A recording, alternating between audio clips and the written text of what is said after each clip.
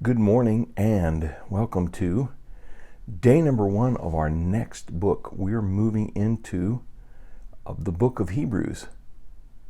The book of Hebrews. So welcome. We're going on this very snowy, cold day of February the 15th, and that's where we're heading.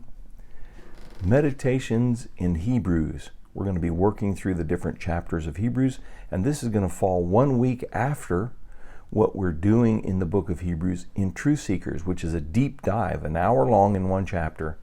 This is going to be some excerpts and some thoughts from that you can take away and take to your prayer closet. Think upon it. Let it become nutrition to your soul. Powerful, the Word of God.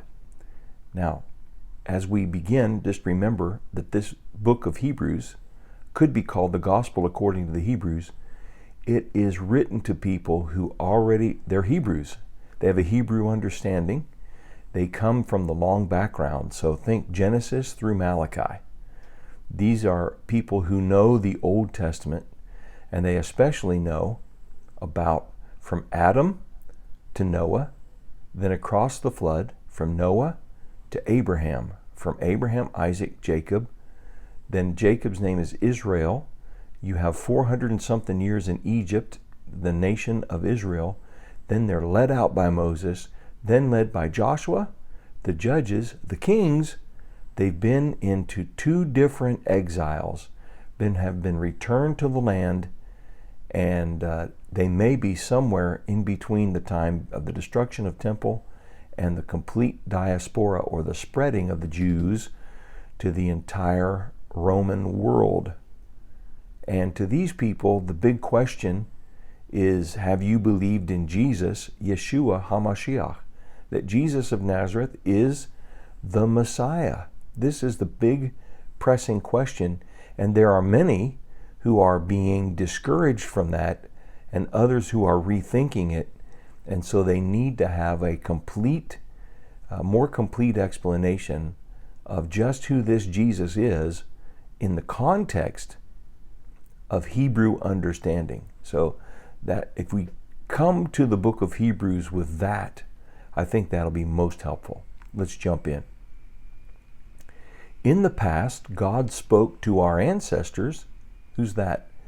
The Jewish people, going back to Abraham, Isaac, Jacob, especially looking at the people in more recent history, as they have been given the law at the hand of Moses, and there have been prophets, including Moses, who have been speaking to them about what God's heart and will is for them. In fact, we studied one of those prophets, Hosea. We just completed a long study of Hosea and coming away with meditative information that we can take to our prayer closet. So in the past, God spoke to our ancestors through the prophets at many times.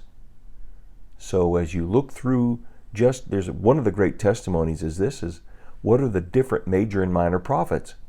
We can say God has spoken to you many times and in various ways. So he has used stories. He has actually had them act things out. Their very life has become a prophecy. So there is many methodologies. It's kind of like, the teacher uses all kinds of manipulatives like pipe cleaners, and they make clay and finger paints and oil paints and acrylic paints and construction blocks and so on and so forth. So the way of teaching something, just think of all of the ways that a teacher can illustrate to a student. This captures the idea in various ways, using all kinds of media. So he has spoken multiple times and using every form of media. But in these last days, so we enter into a last day, the last days with the appearance of the Messiah, death, burial, and resurrection, we begin incarnation. So beginning with the incarnation of the Messiah in Jesus, being Jesus of Nazareth, with the incarnation of the Messiah, all the way through the very last moment of that age. That is the last days, these last days. So in Paul's mind and the New Testament believer's mind, the last days began with the incarnation of Jesus. They will culminate with the close of that age, which will be the end of the millennial kingdom and the creation of the new heaven and the new earth.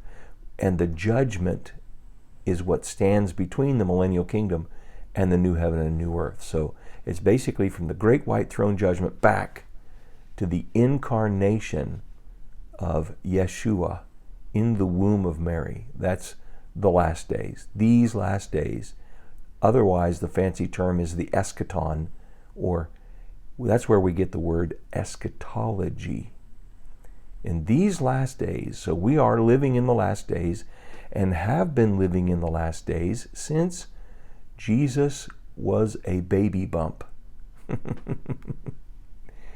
He has spoken to us by his Son.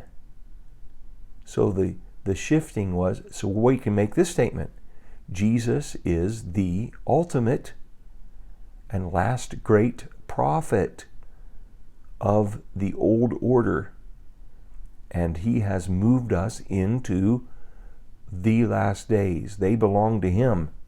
He is the last and greatest. So we have a great filter right there. Anybody who says that their prophet is the latest and the greatest is wrong. This leaves out Islam, because they accept that Jesus was a prophet, but that Muhammad is the ultimate prophet. Wrong. Jesus is the one by whom God has chosen to speak to us. God has spoken to us by his Son. And he is the last prophet to the Jews, to the Hebrews. In this last days, he has spoken to us by his Son, whom he appointed heir of all things. He is the heir of all things. It's all been made by him and for him. All physical things and all heavenly things. Everything from the upper dimension to this lower dimension, he is heir. He has come into sonship to that. And through whom also he made the universe. So we see that Jesus is everything. He's the ultimate word. He's the originator of everything. He's the reason why everything exists. What we see here is we see the Son as supreme over everything in the creation. The Son as supreme over all the creation. This would have been a real shock to a lot of Jews, a lot of Hebrews, because they had a difficulty buying into that God would become flesh, that he himself would come and be amongst them, even though it was prophesied, and that everything is consummated in Jesus. He speaks the ultimate word, and he is the ultimate word that God has spoken. This was a great affirmation to the Hebrew believer, and it's a great affirmation to us today, that we can take away from this the idea that God has spoken in the past. God speaks. God continues to speak. He is always speaking. His word is what is centrally important. That God has spoken, therefore is speaking, therefore will speak, and he does so in and through his Son. He's spoken by his Son. So we can focus all of our attention. So rather than being distracted, rather than looking at all the world religions and trying to find something out of them through which God could somehow reveal himself, we get it all in one package, completely understandable and relatable package. His name is Jesus Yeshua HaMashiach, Jesus the Messiah, the Logos, the very Word of God. What a great affirmation that is to us too, that we can simply focus on the Son of God and upon nothing else. Let Him be the ultimate, and let everything focus upon Him.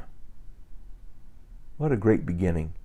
Lord bless you as you think on that today, dwell on that today, and let it become spiritual life to you. Lord bless you. We'll see you tomorrow as we move on in the book of Hebrews.